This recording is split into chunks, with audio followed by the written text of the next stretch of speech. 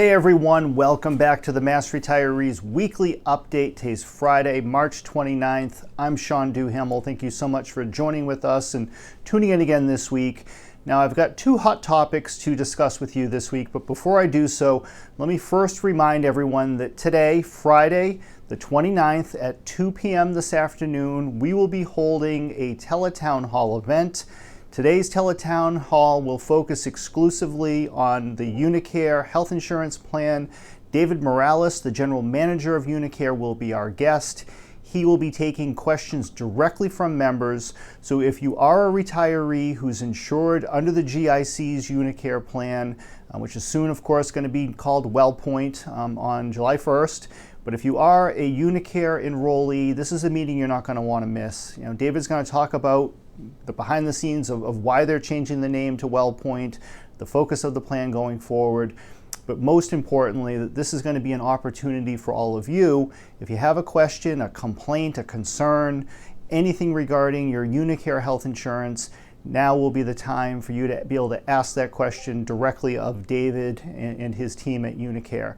Now, that being said, we are not going to be taking questions regarding your personal medical situation. So if you have a problem involving a claim or anything that's more of a personal nature, you can still press 0 during the meeting. That will connect you with our team here at Mass Retirees.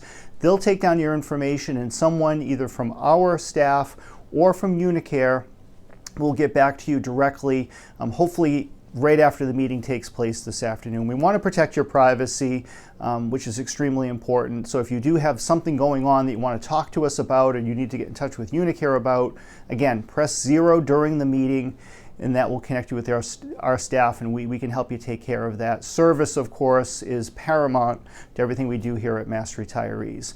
Now, if you are planning to participate in today's town hall meeting, there are two ways that you can do so.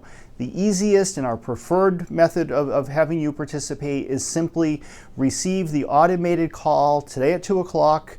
It will be from me. It will be automated, but it will be from me. All you need to do is answer the phone, stay on the line, and you will be automatically connected to the meeting at no cost to you whatsoever. That's the easiest way, and it's also the most cost-effective way. The second way for you to participate is by calling the toll-free number that's printed on the back of your Mass Retirees membership card. That will connect you directly to the town hall meeting. That number is also the number that's going to show up on your caller ID when the automated call comes in. It should say Teletown Hall.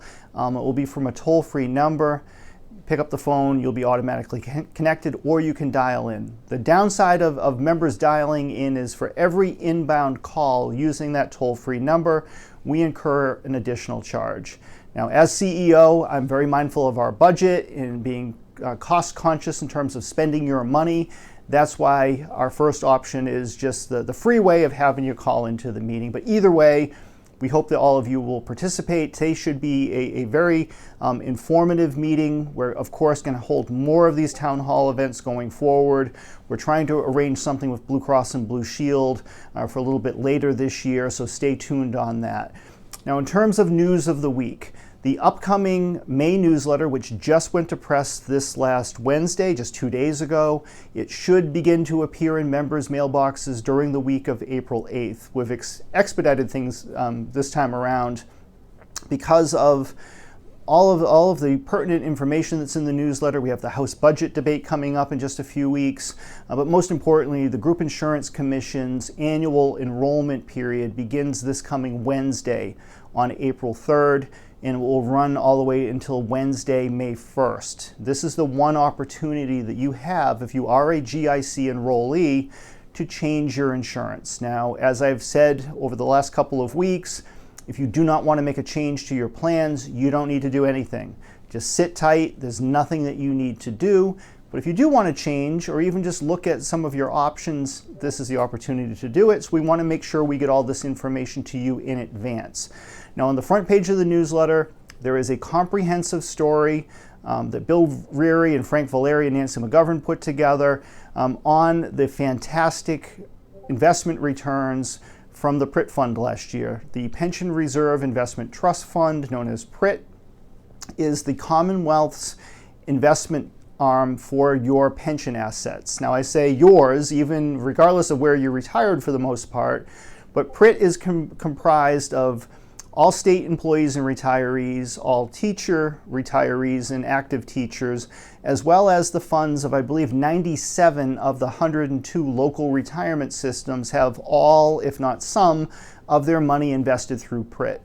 The total size of the PRIT fund as of now is over $100 billion of your money, of your retirement money. So in 2023, PRIT returned an investment return of 11.2%. That's net of fees. That is a fantastic return. And it's really a turnaround from what we saw back in 2022, where the system lost about 10.5%. I think it was about 10.4% in 2022.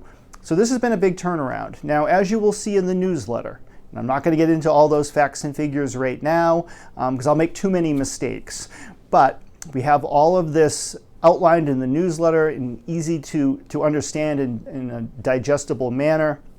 And over the past decade or so, the returns from PRIT have been fantastic.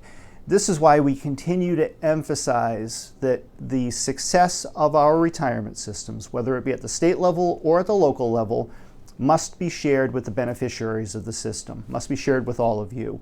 That's your money. Your retirement funds are being held in trust on your behalf, and the leaders, such as Michael Trotsky, who oversees the PRIT fund through the Pension Reserves Investment Management Board, the PRIM board, they do a fantastic job on your behalf. The local retirement systems who invest either all or part of their own money at the local level do a fantastic job. In fact, in July, we plan on running a complete rundown of 2023 returns. The numbers are not complete at this point in terms of the local systems, but it's our understanding that all, if even some, will exceed PRIT's returns from last year, but all should be pretty much in the ballpark of what PRIM earned for 2023. Now, because of the success of the systems, we have a growing number of public retirement systems here in Massachusetts that are approaching full funding. In fact, every year, as the returns are coming in, we see more and more systems who will be fully funded prior to 2030, and certainly all systems are on track to be fully funded by 2040, which is the statutory deadline, but most systems will be fully funded well before that. And we're going to continue to advocate that the success of the systems be shared with all of you. Now, the timing of all of this information coming out is very important. As all of you know, we have been working hard to establish a new COLA study commission. The purpose of the commission, of course, is going to focus on the COLA base, as well as the creation of some type of either enhanced COLA or senior COLA that will address the needs of long-term retirees. But the concept here is to get public pension officials along with state leaders together to figure out a new funding path going forward. You'll be hard-pressed to find anybody on Beacon Hill who does not believe that a COLA is justified. The challenge that we continue to have, however, is paying for the very high cost of increasing the COLA base. And the fact that this commission is on the verge of being created at the same time that we're once again seeing investment returns approaching historic highs is very good news for all of us, and it really couldn't happen at a better time. So the COLA commission language, the governor filed it in her budget. We're very hopeful that the House will see fit to include it in their budget in April, and then when the Senate takes up their budget in May, it will be the same thing. But we'll keep you fully abreast of any developments with the budget in the coming weeks. Now, earlier this week, we got a little bit of news that we were not necessarily anticipating, and this news surrounds or involves post-retirement public sector work. I think, as most of you know, public retirees are allowed to work in the public sector. After you've retired and once you're receiving a pension or collecting your pension, you are allowed to work. But there are rules and laws governing the extent of that work and the extent of the amount of money that you can make in any given calendar year. Now, the Inspector General, I guess, has been looking into allegations of I don't want to say fraud, because there is no allegation of fraud, at least at this point, but allegations that the system is flawed in its operation. both in terms of the systems in place as well as how the calculations are made in terms of what retirees can actually make in retirement. Now, going through this report, which came out on Tuesday, accompanied by a full-fledged Boston Globe story, a lot of what is being alleged here, we believe, is much to do about nothing, to be completely honest. There are very few instances of retirees going over the earnings limit intentionally. Occasionally it does happen. Retirees have to pay back any amount that they over-earn. But for instance, contained within the report, and a link to the full report will be in today's email message that's sent to all of our members.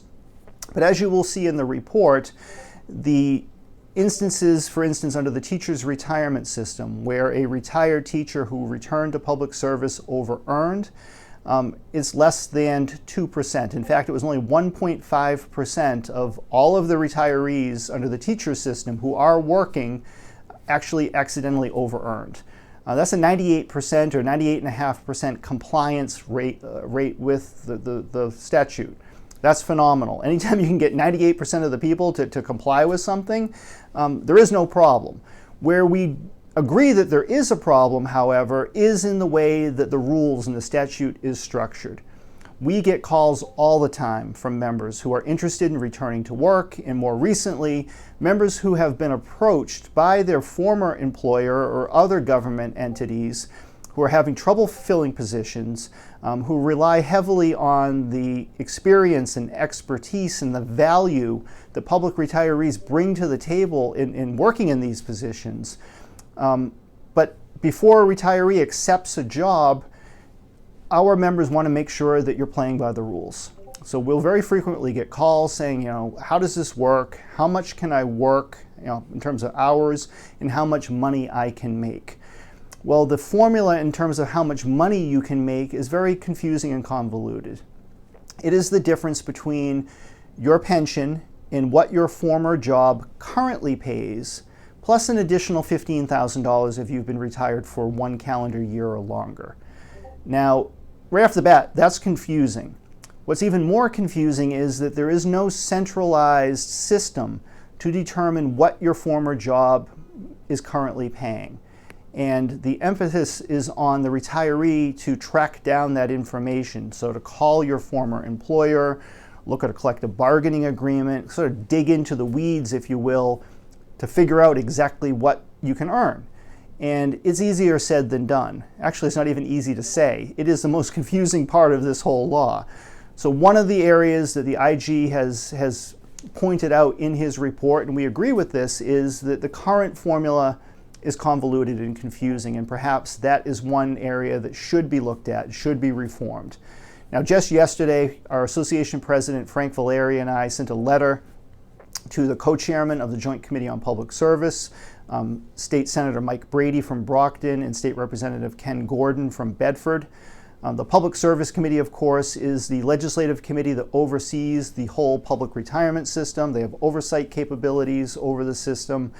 We wanted to go on record with them explaining some of our concerns with the tone of the report.